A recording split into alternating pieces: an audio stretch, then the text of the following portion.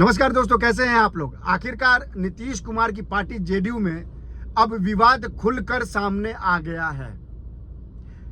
ताजा मामला आया है आईएनडीआई की जो पोस्टर बनी थी बीजेपी जेडीयू कार्यालय में लगाने के लिए, उसको लेकर एक बड़ा विवाद सामने आया है। इस पोस्टर में ललन सिंह की तस्वीर और तेजस्वी यादव दोनों की तस्वीर नहीं थी। दोनों ही आईएनडीए गठबंधन की कोऑर्डिनेशन कमेटी के मेंबर हैं और इन दोनों मेंबर की तस्वीर जो है इस पोस्टर से गायब है, जिसके बाद ललन सिंह हाथे से उखड़ गए और एक बड़ा विवाद हो गया।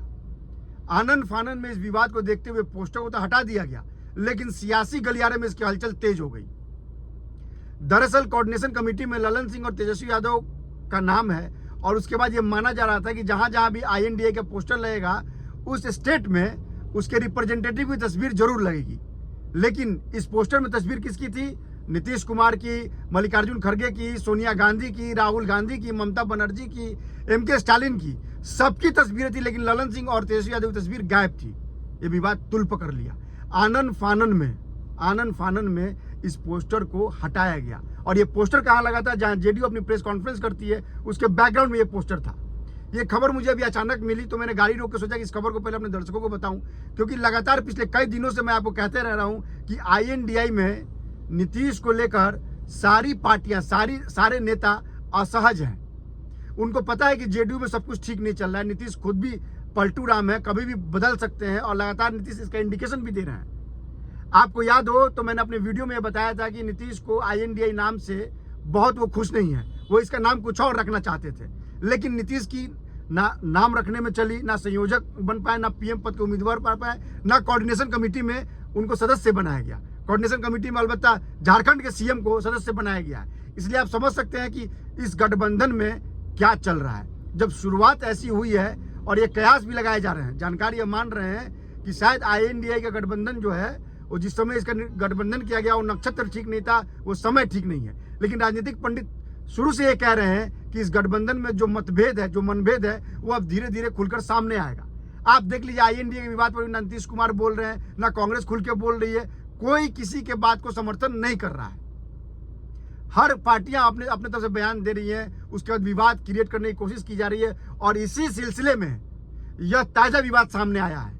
नीतीश ये जानते हैं कि उनकी राजनीतिक हलचल जो है वो धीरे धीरे ठंड पड़ते जा रही है। लालू यादव उन पे हावी होते जा रहे हैं। लालू यादव ने अपने बेटे को प्रोजेक्ट कर दिया है राष्ट्रीय राजनीति में, लिहाजा नीतीश को यह बात पच नहीं रही है। और नीतीश को यह पता था कि पोस्टर में ललन सिंह का तस्वीर नहीं है, लिहाजा इस पे विवाद हो सकता है, लेकिन फिर भी वो मौन रहे हैं, उन्होंने कुछ बोला नहीं। वैसे भी नीतीश बहुत परेशान चल रहे हैं। अगर नीतीश ये कह, और दूसरी बात कि सुशील मोदी ने इस बात को लेकर हवा दे दी कि अगर गठबंधन इंडिया माता की जय करे तो उसमें कोई आपत्ति नहीं है। लिहाजा नीतीश को यह समझ में नहीं आ रहा है कि जिस वोट बैंक पे, जिस हिंदुत्व की बात करके, जिस भारतीयता की बात करके वो लगातार बिहार में सुशासन बाबू के नाम से अपना शासन चला रहे हैं, अब उन्हीं की पार्टी, उन्हीं की मुख्य विपक्षी दल कांग्रेस इंडिया बनाम भारत कर दिया है, जिससे लोगों में एक गलत मैसेज जा रहा है। लोगों में यह मैसेज जा रहा है कि आप अगर सनातन के खिलाफ कोई विरोध नहीं करते हैं, सनातन के खिलाफ जो बोलता है उसको आप अगर उसके खिलाफ नहीं बोलते हैं, तो लोगों के मेंटालिटी में यह बात जा रही है कि जो मौजूदा आईएनडीए गठबंधन है वो उसके अंदर एक विचार नहीं है, वो हिंदुओं के खिलाफ है, वो भारतीयता के खिलाफ है, वो शास्त्रों को नहीं मान रही है, वो सनातन को नहीं मान रही है, उसके अंदर भारत शब्द से घृणा है उसको। यह मैसेज जा रहा है। यह सारी बातें नीतीश कुमार को लगातार परेशान कर रही हैं। नीतीश कुमार के पास अब कोई विकल्प नहीं बचा है।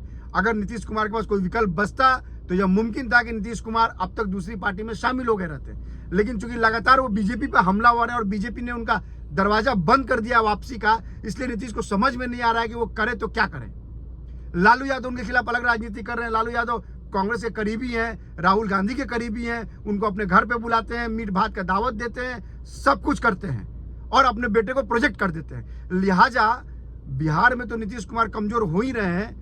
राष्ट्रीय राजनीति जो उनकी महत्वाकांक्षा थी, जिसको लेकर उन्होंने एनडीए से विरोध किया था और एनडीए से अलग हो गए थे 2022 में, वह उनकी मंशा पूरी होती नजर नहीं आ रही है, उनका सपना पूरा होता नजर नहीं आ रहा है।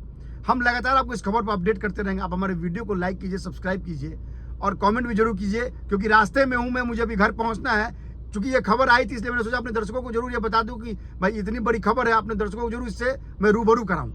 आप हमारे वीडियो को, मैं फिर आपसे रिक्वेस्ट करता हूं कि आप मेरे वीडियो को लाइक कीजिए, सब्सक्राइब कीजिए और हर अपडेट के लिए आप हमारे न्यूज़ गुरु चैनल को सब्सक्राइब जरूर कीजिए। साथ में आप कमेंट जरूर डालिए, बिकॉज आपके कमेंट से हमें यह मालूम पड़ता है कि आपको किस तरह की खबरों में इंटरेस्ट है, आप खबरों को लेकर क्या सोचते हैं। नमस्कार।